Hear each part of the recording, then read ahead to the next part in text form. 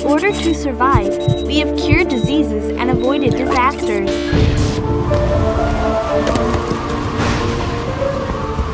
In order to create a better life, we have developed cloud computing and chip technology, and even developed nanotechnology. In order to create a sustainable world, we have deepened our understanding of Earth and built satellites. We have also probed the depths of the ocean. Our yearning for science and technology relies on our indefatigable spirit. Trailblazers.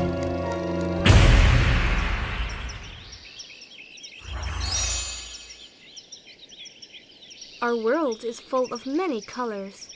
I wonder if animals and insects see the world the same way as we do. Actually, many creatures see the world differently from the way humans do, because they can see light that humans cannot. Light that humans can't see? The light that humans can see is called visible light. The visible light wavelength corresponds to the wavelength range of approximately 380 to 780 nanometers. Light outside of this range is invisible to the human eye. Thus, we call this invisible light. Infrared light and ultraviolet UV light are invisible light rays. Under invisible light rays, some plants reveal different spectral images. For example, under UV light, pollen will emit less visible light. Sunlight also has a small amount of UV light, so bees can easily find the pollen beneath the sunlight. Another example is snakes, which can sense infrared light. This means that even while hunting in the dark, they can see the infrared light emitted from the body of their prey and accurately locate its position. Birds can also see UV light that humans can't. Under UV light, birds can see feathers more vividly. Wow, so the scenery before our eyes contains lots of information. What a pity that we can't see it. Though the naked eye can only see a limited world, with the help of various instruments, we can see much more than other animals.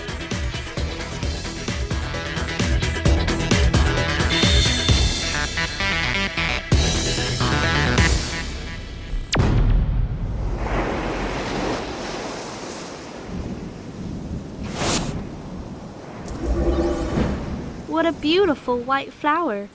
What kind of plant is this? It's called white popinac.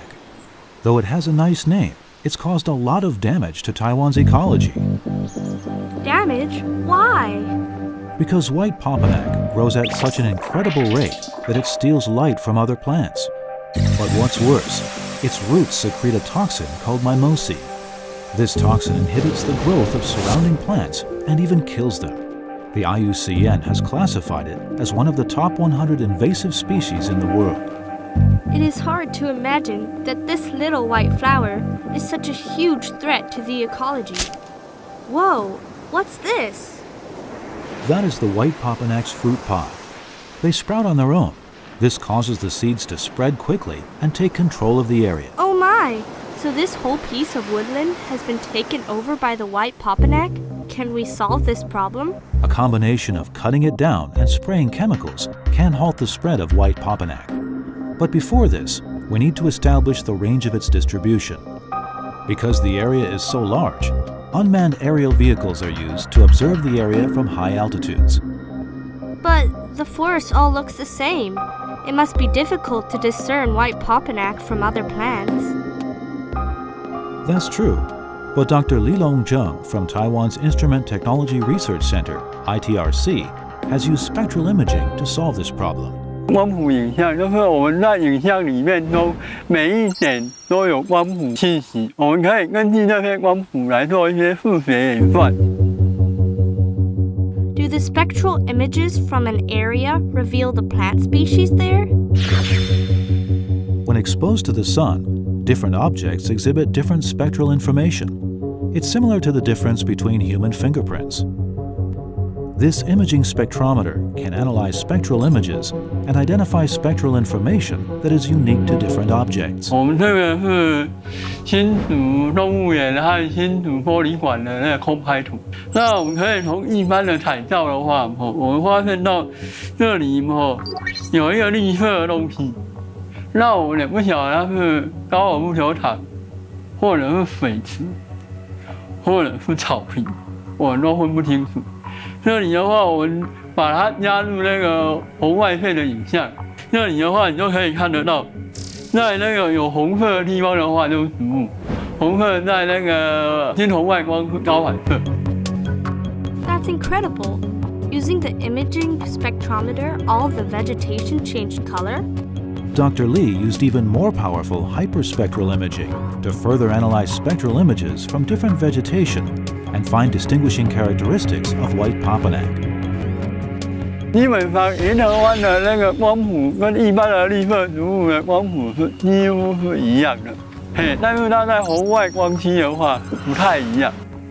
银河湾上面有一些落霞，有一些颜色，它会隐藏在一些可见光的区域。它这个时候那些资料也可以辅助我们更加精确的去知道银河湾的分布的位置在哪里。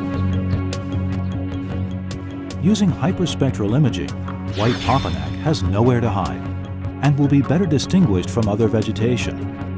In addition to white papanak, other foreign species can also be found using the same principle. And hyperspectral imaging has other uses as well. 如果说我们要把那个人物，然后想要量它的水果的甜度，第一个当然是先咬看看，可能咬下去的话，都像虫咬了一样，没人要。所以最好的方法就是用光谱图去量。Dr. Lee discovered that the darker the spectral image blended from infrared and visible light, the less sweet the wax apple. The lighter the color, the sweeter the fruit. Spectral imaging also has military 战 applications. 车，或者是说有人用那假草皮、假什么东西遮盖住，然后我们就可以没办法发现到说，那里是不是有战车，或者说那里是不是有没有埋地雷？那用一般的海照，或者说用一般的那个照片，是很难分析出来的。但是高光谱影像的话，它就可以分析出，埋地雷的地方。Hyperspectral imaging has many uses. It's a pity that it can only monitor things on land. If it could monitor the ocean, that would be even better. Dr. Lee has also developed a hyperspectral imager that can monitor underwater. Wow, that's amazing.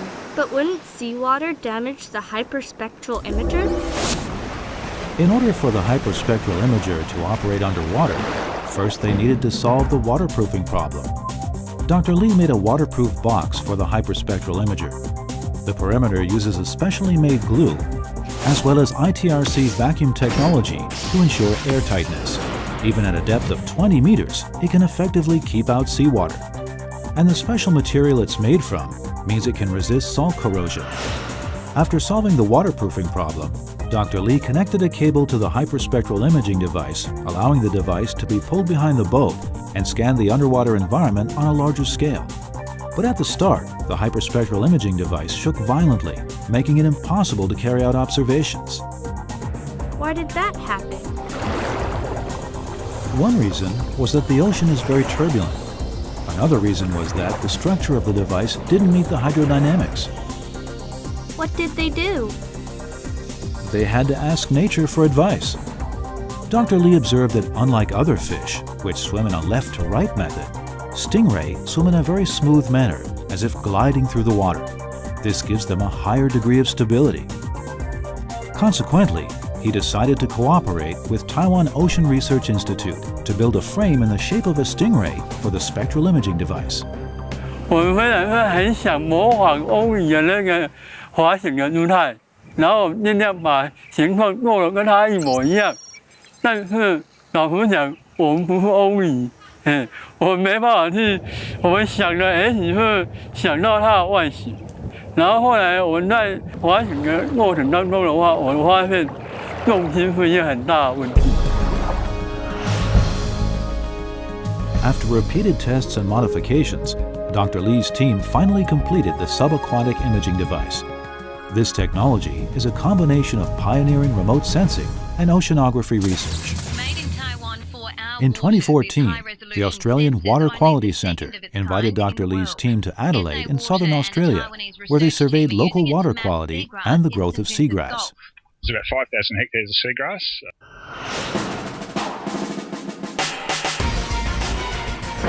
Global environmental change is already a threat to the survival of mankind. With the help of land-based and subaquatic hyperspectral imagers, scientists can use spectral images to better understand and tackle climate change.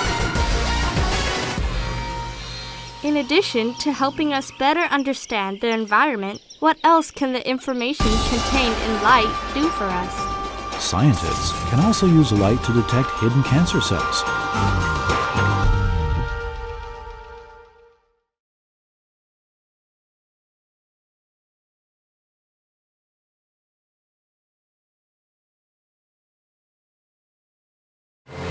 Our yearning for science and technology relies on our indefatigable spirit. Trailblazers.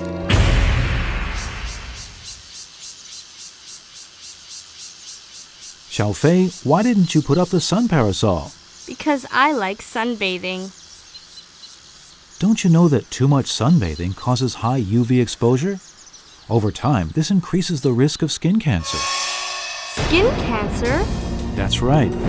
According to data released in 2017 by the Ministry of Health, in 2013, skin cancer was among the top 10 highest occurrences of cancer.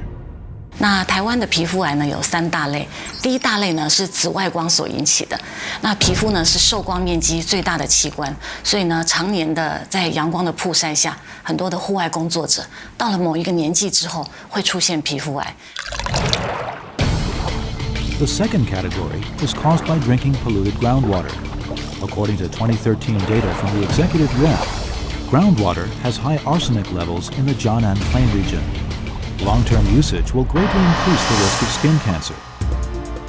The third category occurs in those with organ transplants and people suffering from immune system disorders. Because they have low skin immunity, their risk of skin cancer is higher. One scary thing about skin cancer is that in the initial stages of the disease, there's an absence of pain, which means it's easy to neglect. What's more, after treatment, its unique characteristics mean that the recurrence of skin cancer is high. 提到皮肤癌有一个特性叫做面基性癌症啊，所以呢，一种是我们肉眼看得到的病变啊，那另外旁边呢还有很多非常早期我们肉眼还看不到的早期病变。那现在的医疗呢，我们主要是针对肉眼看得到的病变去做切片的诊断，或者是做手术的治疗。那在这样的情况下呢，常常患者会过一段时间，没多久又跑出新的病变，这是所谓面基性癌症的特色。It's scary that some cancer cells can't be diagnosed with the naked eye. If we could obtain spectral images using a hyperspectral imaging device, we could easily find cancer cells invading the body. An epithelial imaging device can diagnose cancer cells invisible to the naked eye. A epithelial imaging device? What's that? Isn't this a camera? This isn't just a normal camera. This is actually a device for accurately detecting cancer. It's called an epithelial imaging device.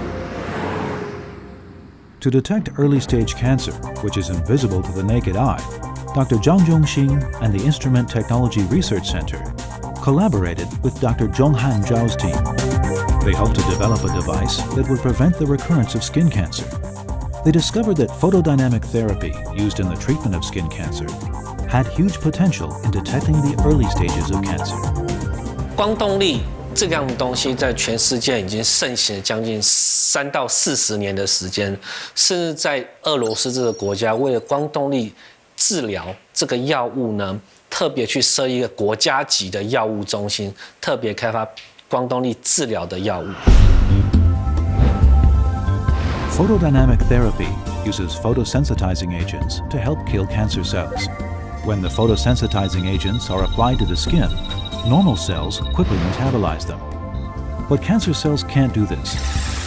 By irradiating with light of a specific wavelength, The photosensitizing agents produce toxicity, killing the cancer cells with precision. 光动力本身分2个区段，一个大概是375到410这个波段是它第一个反应的波段，第二个反应波段但是620到650这个波段。目前证明，事实上630治疗效果是比405这个波段治疗效果好，可是大部分的文章并没有去做405这个东西当做一个是诊疗的设备。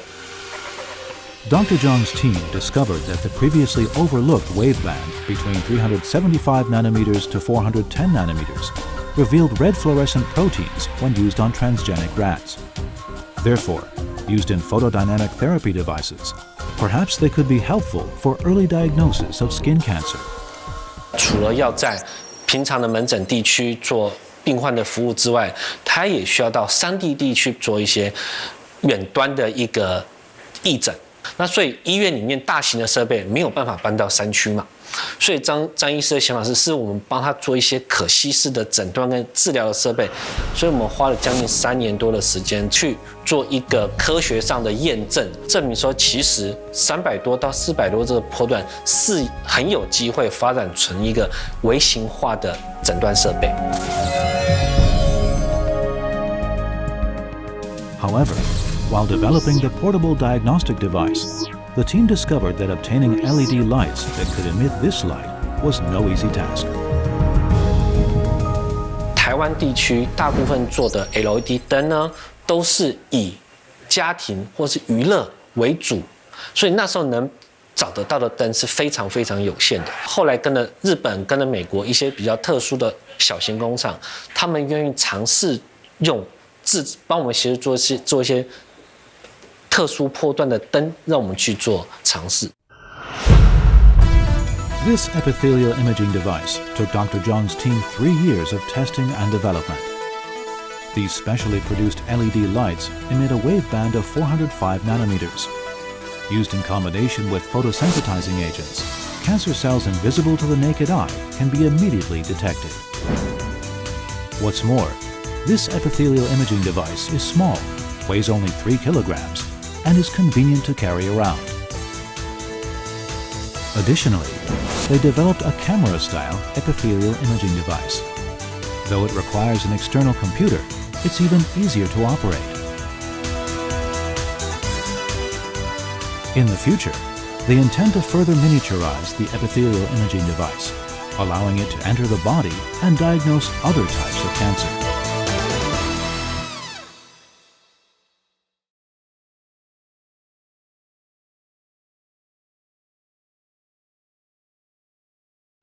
Our yearning for science and technology relies on our indefatigable spirit. Trailblazers. Who would have thought that a tiny camera could totally transform the detection of cancer cells?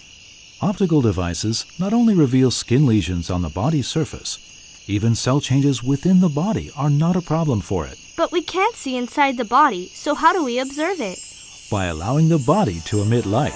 Wow, fireflies! The natural world has many organisms that can emit light, like fireflies and jellyfish. Scientists study their ability to emit light and then developed fluorescence imaging technology in experimental animals. 实验动物的荧光成像技术主要的目的是在于利用仪器来定量实验动物体内发出特殊波长、特殊光线的微小量的细胞的数量。By making a specific number of body cells emit fluorescence, we can use in vivo small animal fluorescence imaging technology to provide instant long-term tracking of cell changes. However, such machines are not only huge but also very expensive, and only a handful of research units in Taiwan possess such equipment. Taiwanese researchers who wish to do such experiments must wait in a long queue to use the equipment. Because of this, many researchers use animal anatomy for such experiments. What? Isn't there any other way? In order to improve this situation, National Taiwan University Hospital and Dr. Mingyu Lin from the Instrument Technology Research Center have been researching Taiwan's very own small animal fluorescence imaging technology. It's so much smaller. What's more, it costs just 1/10 of the traditional equipment, Once this system becomes widespread, it will greatly reduce sacrifices in animal experimentation. 比如说我们做肿瘤治疗的实验嘛，那我们要看这个治疗的反应怎么样。我们传统方法就是把动物牺牲，先把那块组织把它取出来，然后做染色，那染色再观察，在显微镜底下观察说，肿瘤到底是变成什么样子。那这样子我们在每隔几天，我们就要杀死一批动物，这样子我们才可以看到这样的变化。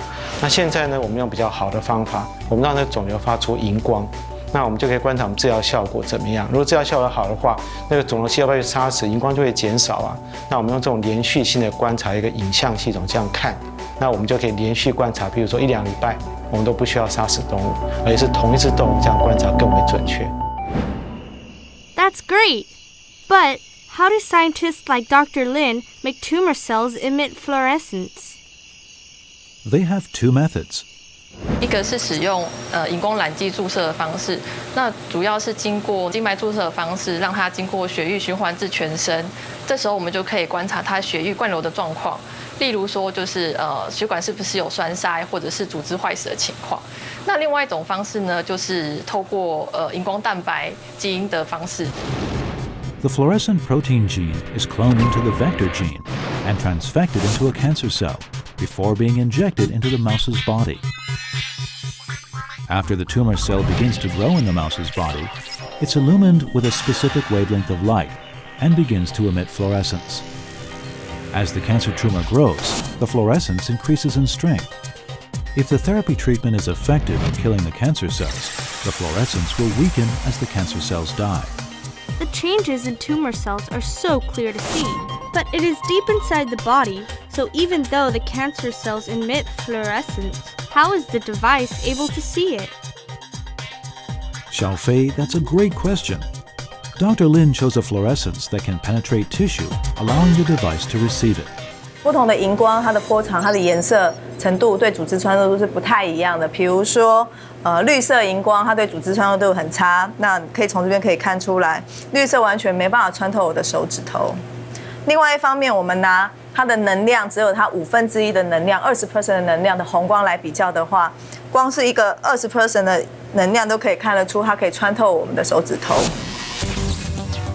The in vivo small animal fluorescence imaging system uses the different wavelength of the exciting light source and corresponding filter, allowing observation of faint fluorescence inside the animal's body.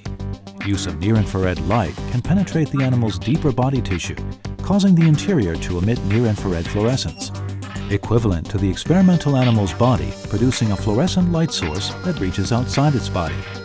An infrared-sensitive camera can capture fluorescent images in the animal. The light we are so accustomed to conceals a vast amount of information. The world is richer and more diverse than I ever imagined. That's right. Though in comparison to other animals, the human body's functions are nothing outstanding. We can use our wisdom to develop all kinds of devices. With their help, humans can slowly unravel the mysteries of the natural world.